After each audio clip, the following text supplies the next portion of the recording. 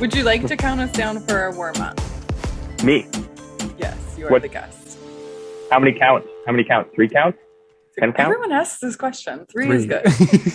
Okay, yeah. 3. Well, it's like, I don't know. Are you guys both ready? Yeah, we're ready. Okay. 3, 2, 1. Brr, brr, ma. You also have to do it.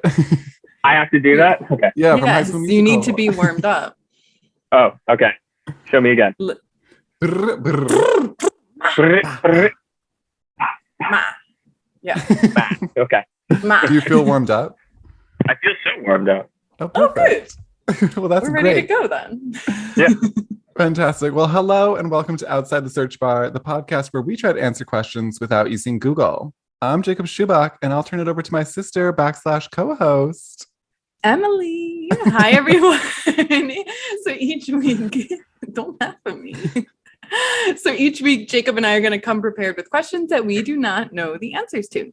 We each have notes apps on our phone that are filling up with an astounding number of questions that we don't know the answer to, which is a testament to how little we actually know. Of course, we would be remiss to not take your listener questions, and y'all have been sending the questions in lately. So if you have a tough question you'd like us to answer on the podcast, send us an email to searchbarpodcast@gmail.com or follow us on social at searchbarpodcast. We do answer the emails. Not on like a really good cadence, but we will answer your email if you email us. Now that that's over, we are going to introduce our 9th ever guest, my friend Mike, who I know because we used to box together back when I was sporty. Welcome, Mike. Thank you. Thanks for having me on here, guys. Would you like to introduce yourself, Mike? Is that? I guess that's my cue. Yeah. Hi, guys. My name is Mike Wertheim. I'm a personal trainer and a friend of Emily. She used to try and hit me in the face. I never did. Never did. One person did, though, and I laughed at it. Yeah. I still have the video. Yeah, we still have that. I have the shot of that. But yeah, we've been friends ever since then, ever since she laughed at me getting punched in the face. Yep. Wait, are you allowed to punch them in the face? The trainers in the face? No. Okay. The goal is, right, as somebody who's running a class, is to hold mitts for people who are boxing in class, and you're supposed to hit the mitts. And the girl, I was trying to run her through a combo and tell her before she went, and she decided to throw it before I put my hands up. So I got smacked right in the snout. And did you fall down? No. I was a little struck. I was a little shocked more than anything. Hurt my feelings. A little embarrassing. But, we'll post it on the Instagram. I'm actually in the background going like this. Yeah. It's a great shot. Yeah. It's pretty funny. I love that. I can't wait to watch it. It's really good, honestly. Yeah. So one thing we always ask our guests is, what is something interesting that you searched for this week? Yeah. So go figure, the personal trainer looking for something related to food. I was having a discussion with a friend of mine about nutrition labels and when they were created. And so they were only created in, can I share the answer with that? Because I honestly didn't know the answer. I'm going to guess 1958. 1958? Yeah. What do you think, Emily? 1983. So they were created in 1994. What? And only updated just in 2020. Updated to what? Updated with the fat content. As before, it used to say total calories from fat. And now they're required to list what the fat makeup is. So saturated, polyunsaturated fats. And they're required to now bold those calories. They've also updated the serving sizes because I don't know if you guys have ever struggled with, you look at like one thing says like 1/16 of a cup, and it's like, who's going to take that? Or like, how is a serving size determined on the back of a food? So apparently it is created on what the average consumer takes in a serving. What? Yeah. What? Yeah. So like if everybody's taking big bowls of chips. My quick Google search. I didn't dive too far into it, but it doesn't seem too far off from the general health basis that we're going in, or if you look at actually that 1 out of every 3 Americans is obese, which I think is an epidemic in itself. But it went from 33% in 2020 to 34%. We actually went up a percentage, guys, in the last 2 years. So we're trending backwards. It makes sense. Nobody was out and about walking. Yeah. I was just looking at my step count the other day, and in 2020 it was very, very low, and I was like, well, there it is. Oh yeah, 2020 was rough. Yeah, mine in 2020 was so high because I was unemployed for 8 months, so I would just go on 3-hour-long walks to fill the void. There are some days where it was 12 steps for me. I was like, you're everybody picked up running or picked up a hobby of the exact opposite. Yeah, I was very sedentary. Not great. That's but interesting. now you have a podcast. Now I have a podcast. We do. There you go. Amazing. I wonder if is it posed as please pick a serving size of what you think it should be, or what you would eat? Because if someone told me pick a serving size of how many chips you should eat, that's very different than what I would eat. Right. Correct. Yeah, I would agree with that too. And depending on the snack, nobody gets a bag of chips and goes, yeah, I'm gonna have 7 of these, right?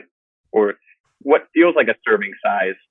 And granted, I shop at Costco, so everything is larger there. But, when you kind of feel guilty, right? I don't know. A bag of chips to feel guilty? Yeah. You're I don't know. That feels like that. I should stop there. What? I don't know.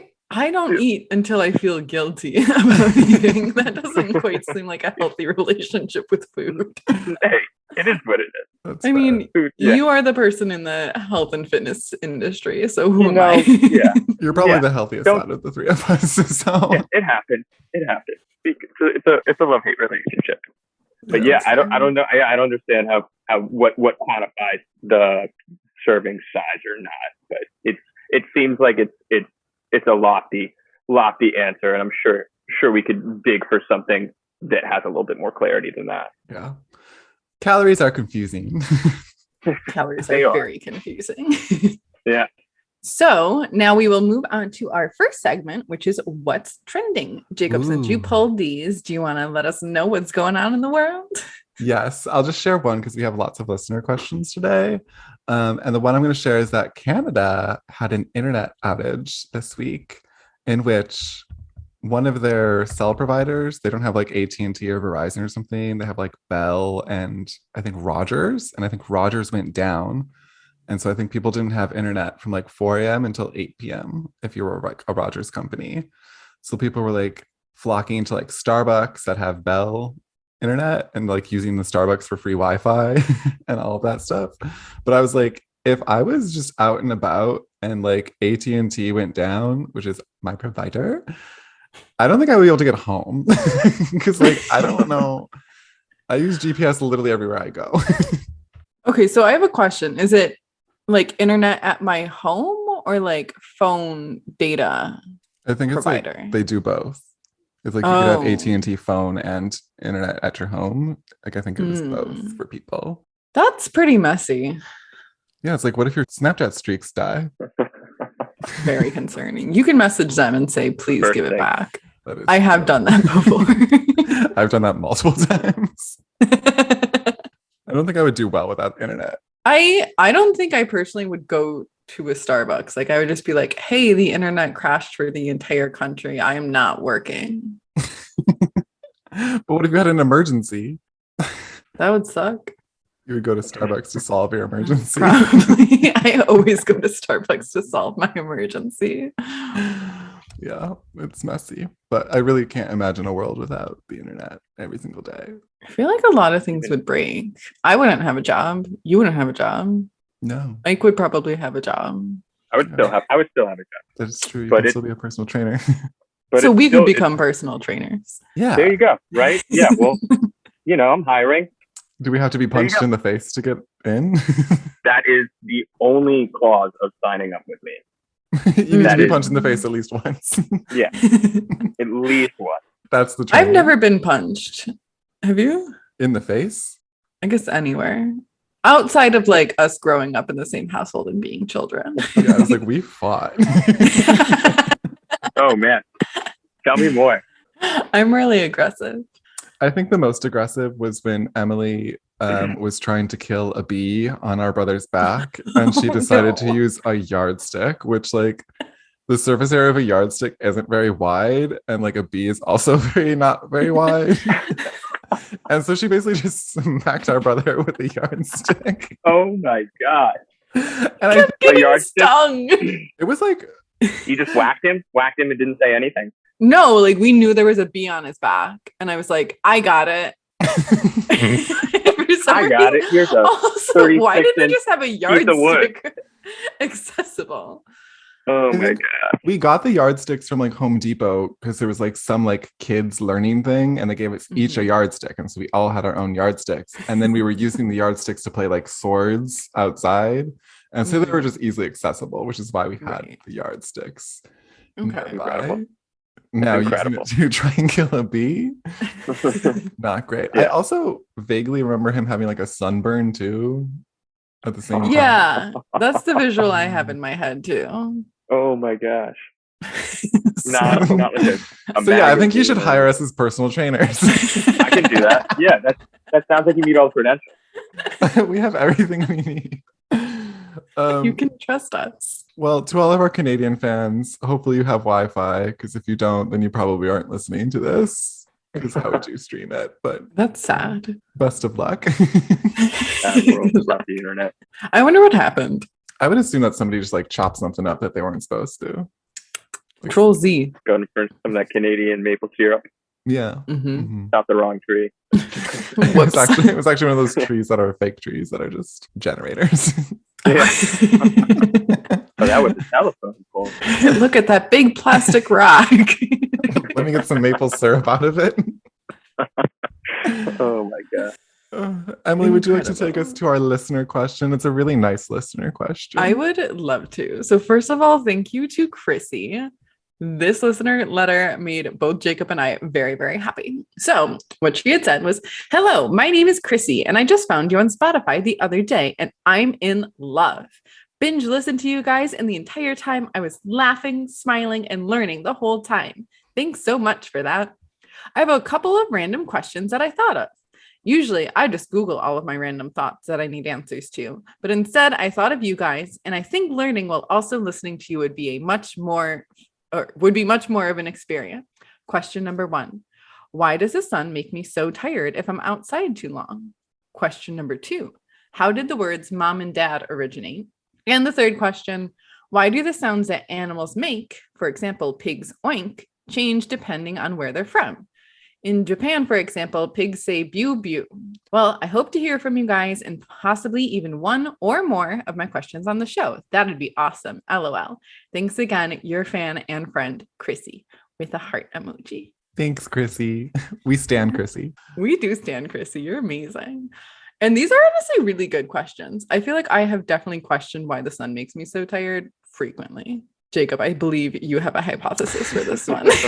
My hypothesis is the same hypothesis for every physical ailment that I go through, which is dehydration. I just think that the sun tires you out because it takes water out of your body because of evaporation. Scientifically, please do not question that, because I think that's how it works. Pretty scientific. I would agree with that, honestly. And I also feel like it probably makes you warm, and I feel like you're sleepier when you're warm. Yeah, I think it has something to do with raising the body's internal temperature, and I think that just takes more energy for the body to try and then work to cool it down. Homeostasis. Bam. That's a really smart answer. That would be my best guess. I think that's the right guess. I think that's the right guess. You said it with such conviction too. Yeah. You really understand how energy like flows through the body, which makes sense. Emily, would you like to Google it? I would love Google to. it.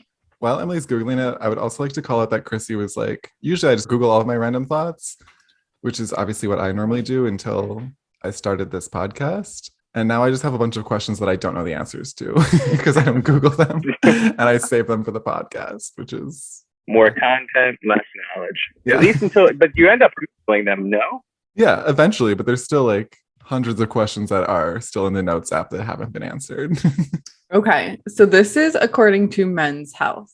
I assume it applies to women. 5 reasons the sun makes you so darn tired. Number 1, you're dehydrated. Slay. Yeah, Number that's 2, good. your body's working overtime. Slay. Heat from the sun raises your body's internal temperature, and your body's always working to maintain a temperature somewhere around 98.6 degrees. Homeostasis. Hey, now. Slay. There you go. Number 3, you got sunburned. Mm. Nobody likes that. Number 4, you're probably doing more physical activity than you usually do. Mm.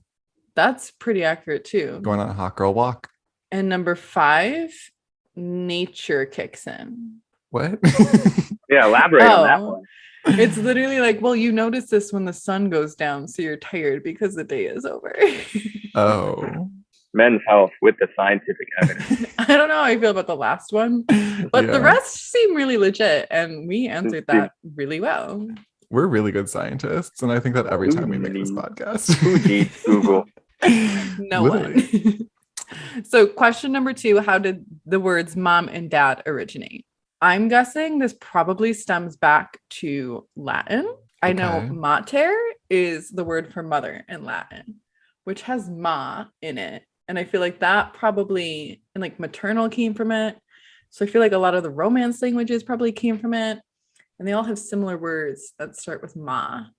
And then it's just easier to say 1 syllable instead of 2. So you just shortened it. Okay, but then where did mater come from? Latin. Okay, but where did Latin come from? Just made it up. How were words made? How did, where did Latin come from? What's an older language in Latin? Hebrew. Hebrew. Do you know what the word mother is in Hebrew? Ema. Ma. Close. Yeah. There you go. There we go. Answer. Answering our own questions. Wow. Wow, It that's just pretty went back good. to- And dad, I don't know where dad came from, because dad in Latin was pater, like paternal. Abba and Abba. That's I don't know. What's the Latin word for father? Pater. Pater. Not even close. Pa. And then it's Papa. father. Father. Keep Father saying to it. dad seems like a stretch. It is stress. Yeah, where dad is a weird one. Dad. Maybe it's one of Dad. like the easiest words that you can say when you're a baby. Like maybe like M's and D's are easy to say, and so they're like mama and dada da. are easy words to say. I don't know why, or maybe just they're easier sounds to make. What was your first word as a kid? I have no idea. How would I know that?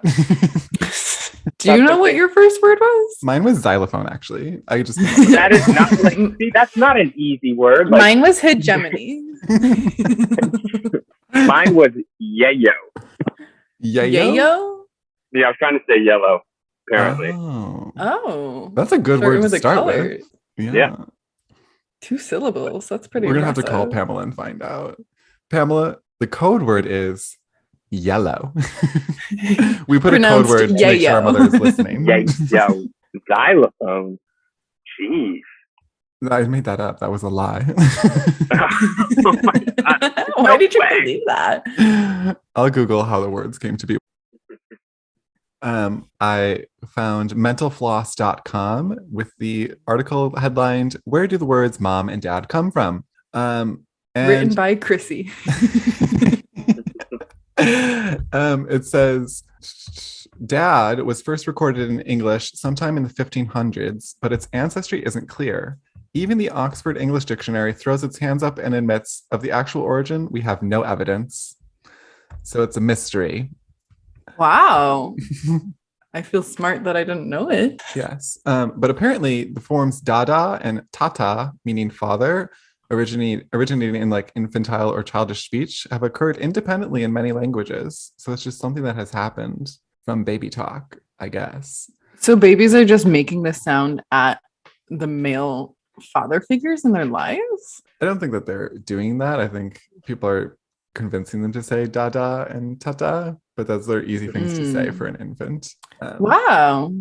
But I don't understand why it's dada and tata. I don't know. Does it say where the first use of dad was? No. It just says in the 1500s. Like 1500s, like right after Columbus. So I got nothing. Let's see. Mom, it says, was recorded in the 1800s and probably originates as a shortened form of mama, which appeared in the 1500s, which I guess would probably be tied then back to Latin and all that stuff as well. And ultimately, it says they both appear to come from baby talk. Wow. That makes That's sense. fascinating. I guess it makes sense of like if you're trying to communicate with a baby for the first time and it's like, meh, and you're like, okay, ma is that one. Da is this one. Big one. It's like, here we go. Incredible. And then on to Chrissy's third and final question. Why do the sounds that animals make change depending on where they're from?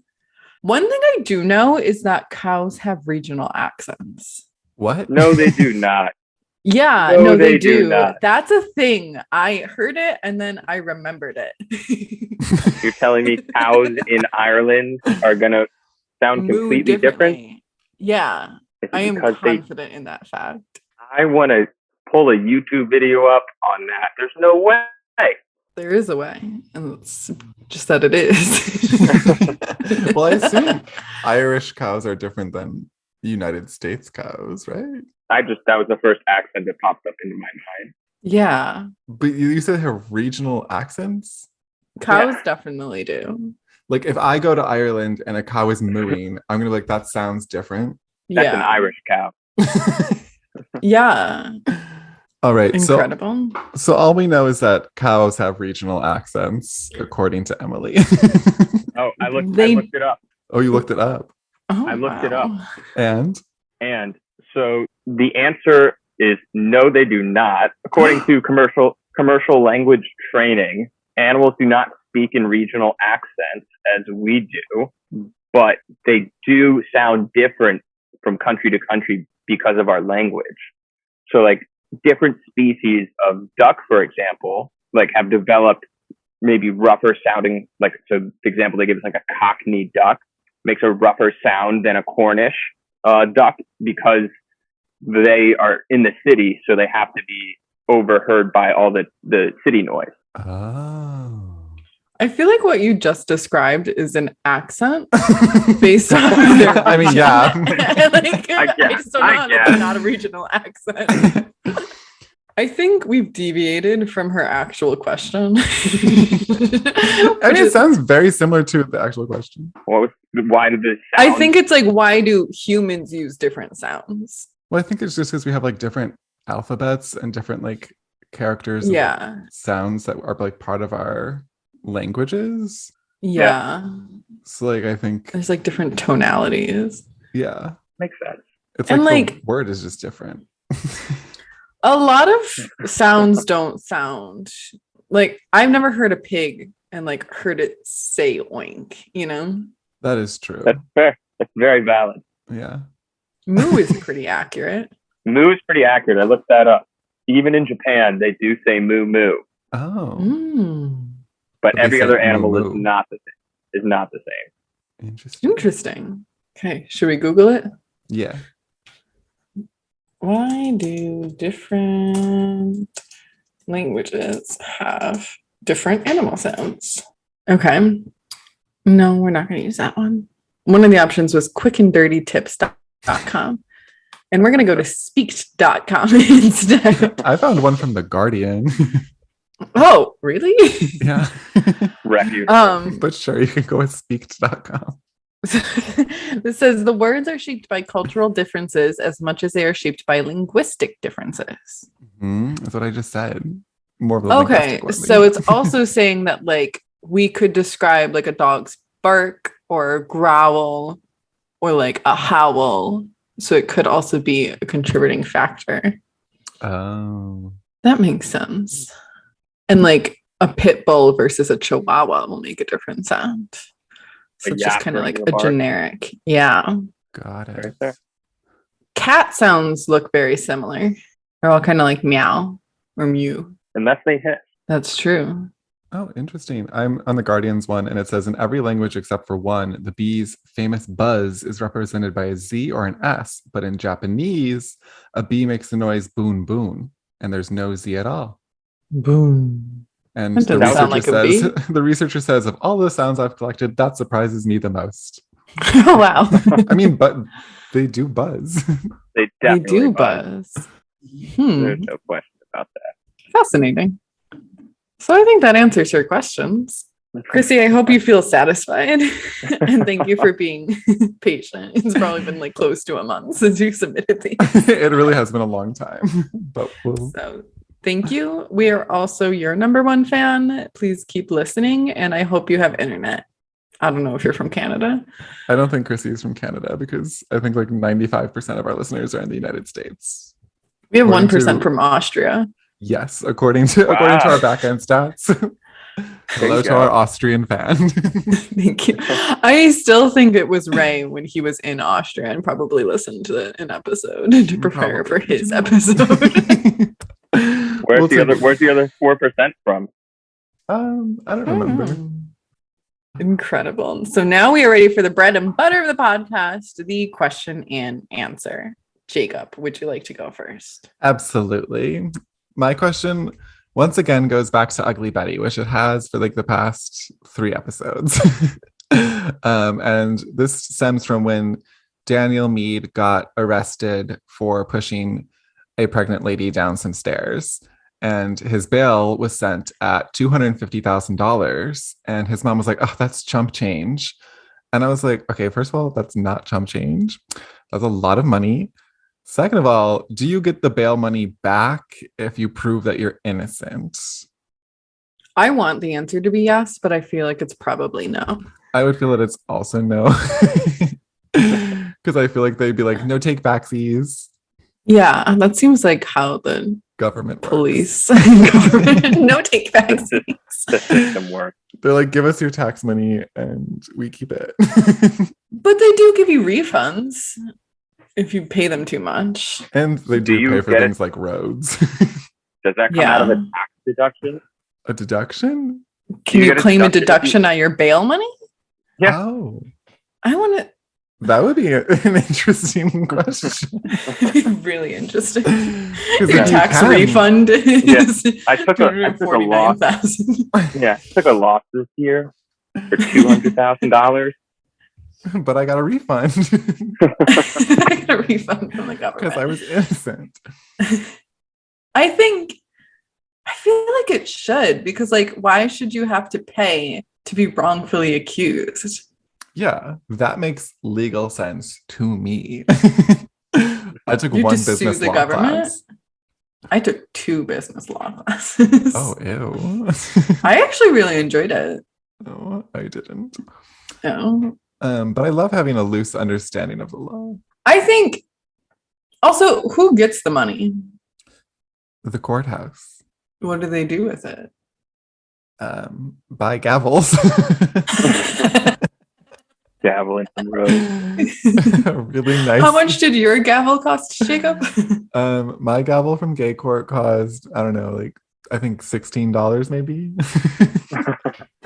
Okay, so if we got $250,000 of from bail Daniel money Meade pushing Christina McKinney down a staircase, divided by $16 per gavel, that is 15,625 gavels in the New York City court system. Yeah, but that's just assuming that like they spend it before they prove him innocent. That's true. Yeah. If they pay him back. Yeah, I feel like the court case would take longer than them being able to spend it. So like the money would already be gone. I wonder if they invest it. In what? I don't know. Bail bonds, man. Bail money. I think the money probably goes to the government. Oh, no, but we were talking about bail bonds earlier before we started recording. And like that kind of makes sense because like, why would you take out a bail bond loan? That's how I'm going to assume it is, of like $250,000, unless you were like sure that someone was innocent. Because otherwise, then you would have to pay the $250,000 to the bonds person. Did that So make how sense? does it work? So if Jacob gets arrested and he asks me to bail him out, I go to a bank and I take out a loan I think of a it's bail bond. it's an independent company. Yeah, haven't you ever seen like my- those Seems with like the sketchy. yellow signs where they're like, get your bail bonds here. Right. From my knowledge of watching crime shows, I believe. Right? It's just like an independent company that you go take a loan from and then you pay them back. So you probably get the money back then. If you're innocent. It's probably like you pay an interest on it. They loan you the money, and then if you're innocent, you probably give it back to them plus some interest. So like if I were independently wealthy and just bailed Jacob out of jail, he would get the equal lump sum. Yeah. Okay. Yeah. Unless you just had $250,000 sitting under your bed. You don't know. It's true.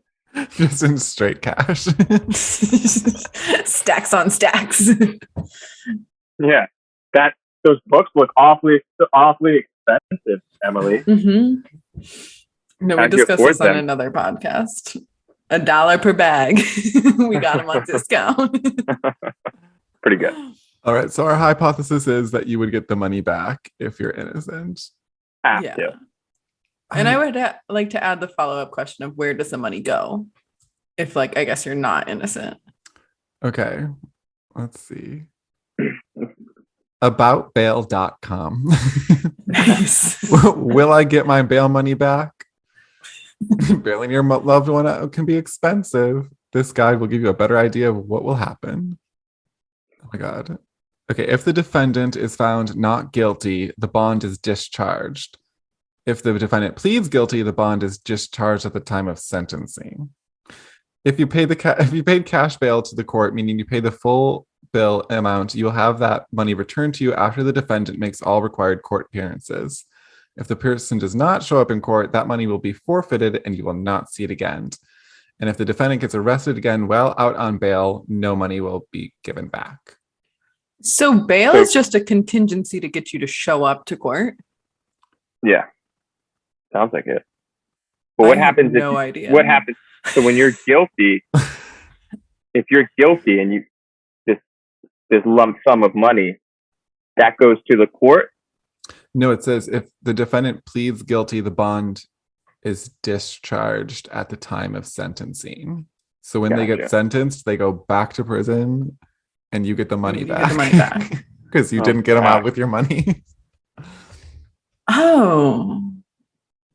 My understanding of bail was completely incorrect.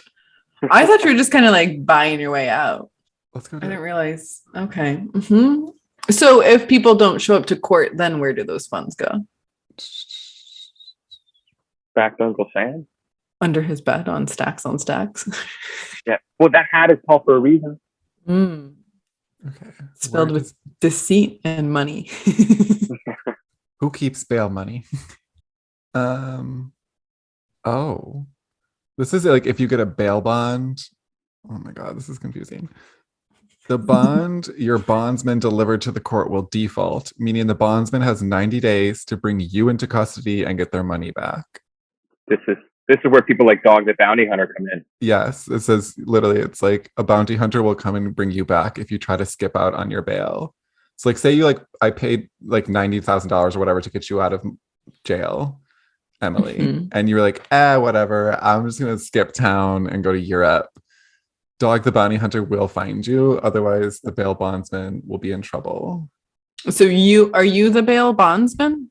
Assume in this situation, yes. In this situation. Oh, so there's liability for for fleeing, for paying bail. Yeah. No, like if I pay bail for someone else and they don't show up, then I could get in trouble. Yeah. Oh yeah. And it says like if like they get to keep the money, like you don't show up or whatever, like the court is just like in the court system. That's wild. Bail is bad. Just don't go to jail. Yes, good idea. That's a good idea. Don't push pregnant ladies downstairs in a fictional TV show and you'll be okay. Yeah. Everything will be fine. I feel like my questions have been sufficiently answered. Emily, We love that. what do you have for us? Yes, I have a question. And that question is, Why is it like when you're driving and you're looking at the blacktop, why do you see those wavy lines of like the heat coming off of it? And like makes things all blurry. Really great question, Emily. Thank you. I actually recently drove to Napa for the 4th of July, and it actually was like very hot going through California, and it was like 110 degrees, I believe. Wow. And so, like, looking into the distance, it looked like there was water on the road, which was also another illusion that I would like to know. Why did that happen? Dehydration. You were dehydrated. Drink more water. Probably. Okay. Heat rises. Heat wave. Heat rises. Heat wave. Black top like absorbs heat, so it gets hotter. Uh-huh. It's got to be something along the spectrum of bands that we're able to see, right? We can only see visible light. Well, like X-rays. We can't see X-rays, correct? Yeah. Then you can't see microwaves or ultraviolet rays or gamma rays. Right. So it's got to be somewhere on that spectrum of what is visible to the human eye, right? But we're seeing it. Correct. That's what I'm saying. So it's part of visible light. It has to be, right? Yeah, because that's my best take in it. Well, it's like something's happening to the air, right? But we can't see wind. But you can see your breath when it's cold outside. Yeah, like I wonder if it's like a. But there's also like condensation there, so like that's wet, but this is dry. Man, I wish I were a scientist and brought something more than a wild hypothesis to this show. That's the whole point of the show, though. It's like we don't know anything, and we just be guessing and making up hypotheses. Okay, I think it's like heat is transferring to the air, and that's doing something to the particles in the air that's making them wiggle a little bit, like it's boiling, but air. The air particles are dancing. Yes. But it's also not just blacktop, because aren't zebras naturally camouflaged to look like the wavy heat things in the distance? Yes. I remember that children's book, How the Zebra Got Its Stripes. Yes, that's where I got my information too, because we had the same childhood. Incredible. That was a good book. That was a really good book. We should get the author on the podcast. We should. So hypothesis is it makes the air particles move really fast, and because heat is being transferred from, I guess, the ground in both situations. I guess. But can you see? I guess you can see heat waves when you're cooking and it's really hot, right? Yeah. It's like steam, I guess. But like sometimes you can see it. Like when you open the oven and it's really hot in there, it's like, whoa. Wow. Yeah, there's some like movement there, right? Or am I making that up? So you can see that. So it's particles dancing. It's our final hypothesis. I don't know if particles dancing is like the right terminology, but sure. Oh my gosh. A far out answer. Okay. This is pressconnects.com. Hear it. I do not want to have the coolest summer, $1 for 6 months. Why do we see waves on hot objects? Okay, answer. The waves that seem to appear near hot objects, like a campfire or on a cool night, result from a phenomenon Herzenheffer effect called the Helmholtz effect. Helmholtz. I literally never remember it. Called refraction. What is it called? You gotta listen to the other episodes. We couldn't explain it if we tried. No, what was it? Well, we're discussing refraction right now. Yeah, gotcha. Refraction happens when light is passing through one substance, such as air, changes its speed when it enters another substance like glass or water. So the hot air. So what is it? Light's passing through the hot air, and that's what's causing the distortion. Like because it's so hot, the air has like different properties, and that's what we're seeing. Well, I guess when the air is hot, does that make it like more spread out in terms of Yeah. particles, which means like the light affects it differently? It Okay. bounces Cool off of it air is differently? denser than warm air, so light does not move as quickly through it. That's what I just said. That's exactly what you just said. I think I'm a scientist. I Now, think did I you say it because are. you said it first? Maybe, but I am. We're all learning here. That's all that matters. Okay, so at each boundary, the light will change its direction. The visual effect is unpredictable, bending looking waves coming off of the hot object. Yeah, I guess that makes sense. I guess I always pictured it like being a uniform wave, which is why I was kind of confused, but I guess it is kind of random. The light being a wave? Yeah, like when you see the. Oh, I just thought yeah. it like evenly. I did an arm gesture for those just listening to the podcast of like a vertical sine wave, if you will. The wacky waving. Mm-hmm. Yeah. I feel like that. Oh, wait a minute. Uh-oh. So this website has Ask a Scientist. Ask a Scientist runs on Sundays. Questions are answered by faculty at Binghamton University. We can email them. Send it in. Should we just email them every single episode questions and see what they say? I think they should email us because we're pretty smart. Email us. This was apparently asked by Ruby, who's in grade 3 in Johnson City, New York. So we have the same questions as a third grader. Love that. Oh, and Katie Simons is a scientist. Thanks, Katie. Thanks, Katie. She likes to play board games. We should get her on the podcast too. We should. Let's look her up. Emily, do you feel like your question was sufficiently answered? I do. Refraction. Fantastic. Well, then that takes us to the final question of the hour. Mike, what is your question? Having this conversation while eating peanut butter and jelly sandwiches with my friend, which is a staple, right? I think. Mm-hmm. In Uncrustable? Yeah, not enough, but yeah, it was fantastic too, right? But yeah, it's been like a staple in our diets forever. When you're in preschool, it was. I remember we got for lunch. If somebody brought up a bag lunch, it was awesome. But if you didn't get a bag lunch, you had 2 options. You had peanut butter and jelly sandwiches, or you just had jelly sandwiches. And I remember I had one friend who had eczema and an allergy to peanuts. And so for people who had the allergies, they would eat just the jelly sandwiches. And it's now, I talk with my clients and whether they're in their bag lunches, and they can't even serve peanut butter anymore in schools.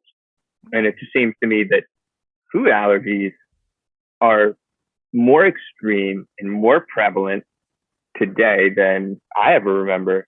And what has happened over the last 25 years that kids can no longer, all these food intolerances and allergies are coming up.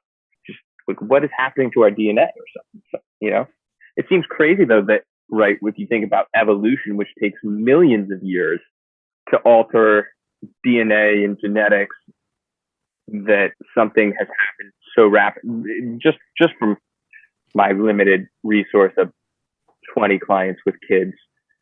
But it feels like that wouldn't happen in one generation. I wonder if it's also just like science has advanced, because I feel like Lizzie took a food sensitivity test and like she was sensitive to like 15 things that she's fine when she eats them, like she would get bloated. So I think it's probably just like more you have access to these things, so then you'll be like, oh, like I'm allergic to more readily available. Yeah. I don't know. Yeah. I also have been hearing a lot lately that like the food in Europe is different than the food here. Like our food is much more processed and we have like GMOs and shit. So I wonder if it's like the way that our food is also produced that's messing people up, because it's just very processed and like not organic and not healthy, and it's just like the way that the United States produces their food. So I wonder if it's also regional, that it's only in the States that like these allergies are becoming more severe. Obviously, I don't have like the specific data and statistics on it. But Yeah. like, I wonder if like it's also because of the way we process our food, and or my guess for everything, climate change. I don't know why that would do it, but like if it's hotter, maybe that changes things. Handle things. We just become more woke as a nation and giving more access. That sounds, but yeah, it's like, I mean, kids are like EpiPens were like, I saw one or two, and now I feel like every kid carries them, and just, yeah. But GMO sounds right. Putting stuff in our food. Yeah. Quality our of bodies food. that just don't. I took a course in college on the ethics of eating, which was actually a really interesting course, but we discussed like the process of adding GMOs and stuff to all of our food. And there's a very valid argument of we could not feed our population if we didn't add GMOs and like grow this stuff in excess. Oh, couldn't Right. feed because we couldn't preserve, or because we're too many people, or because All it's of not the as above. nutrient. Oof. Yeah, I Yeah. read a Big oof. read a, I think it was in the USA Today, an article that, like, you know, with obviously the looming or the inflation that's going on, and everyone talking about like a market crash, that, like what is the next biggest threat to our country, and one of the biggest things that they were talking about is actual food shortage. Dehydration. Yeah, dehydration. There It's is a food drought in shortage. Southern California. Just, yeah, and that, because our population is so big, and there's more people at home now, and that we have, like, there's an actual food shortage. Like, there was a food shortage of cream cheese last year. Do you remember that? And yeah, there's been like random shortages. Right? I feel like there's sriracha sauce and like all of Sriracha these, is like, out. but like potatoes were for a little bit, and like chicken nuggets were for a little bit. Limes. Like, how are you gonna make margaritas now? So I think that's also like supply chain stuff too. But I also don't really understand what supply chain is, so like, don't question me. That'll be another episode. The boat got stuck in the Suez Canal, so we couldn't Yes. transport things. The Evergrande, yeah. Everclear. It wasn't that, but it was something. Yeah, I don't know if and why allergies are on the rise. Maybe we just notice them more, you know? Yeah, like once you know about it, you pay attention to it. Okay, let's see. Why the world is becoming more allergic to food, according to BBC.com. All right, BBC. Okay. Factors may include pollution, dietary changes, and less exposure to microbes, which changes how our immune system responds. Wait, say it again. Pollution, dietary changes, climate change, yeah. Less exposure to microbes. There's a higher prevalence of asthma and food allergy in individuals who immigrate to other countries. There's a higher? Further illustrating the importance of environmental factors. Climate change is a massive thing to do with that. Yikes. Let's fix the climate. Huh. Yeah. Improved hygiene is to blame, as children are not getting as many infections. Like, they're not building their immunity up. That makes sense. Technology, more kids staying inside, less kids going outside. Interesting. Well, I guess that kind of makes sense, because like, isn't like exposure therapy a thing for allergies? Yeah. What? Yeah, they like the bubble test. They do the injections under the skin and see what you have a reaction to, or they just feed you a peanut butter sandwich and sounds dangerous.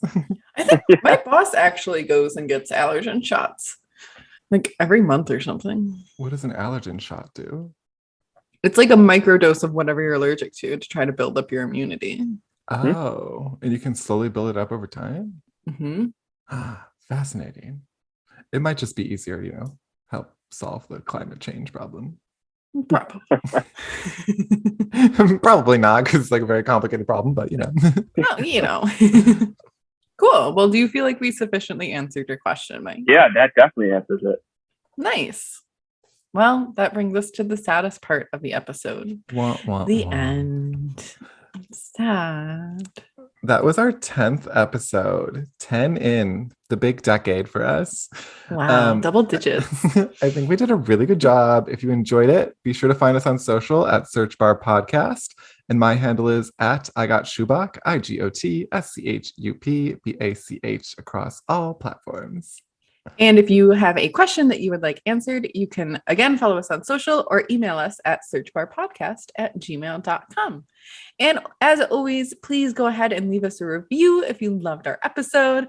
Go ahead and give us 5 stars because we're amazing. I will say that someone did give us 4 stars. Keeping us honest. True. But the instructions did say give us 5 stars. 5. So think about it when you're filling out the form. Leave us a review, give us your info. Before we go, Mike, is there anything you want to plug? Not a whole lot. If you guys want to have any questions about personal training and you're in the DMV area, DC, Maryland, Virginia, you can follow me at Mike_Wertheim, or you could follow my dog, whose account I'm more active on, Moby_GFP. You'll probably be more entertained there. We do love a dog account. It's really good content. You post very regularly. We've been taking a hiatus, but the vet bills add up, and somebody's got to pay for them. Fair. And you're putting that on Moby now. Yeah. Become an influencer and bring in your own income. That's all I want. That's all I want in the dog. That's fair. As it should be. Yeah. Well, that's it. Until next time, happy searching. Thanks for listening. Just laugh. You're like, well, all right. Bye. Hey, the podcast. I'm hungry. Okay, bye. Bye. Outside the Search Bar is a Perfectly Done Toast podcast production.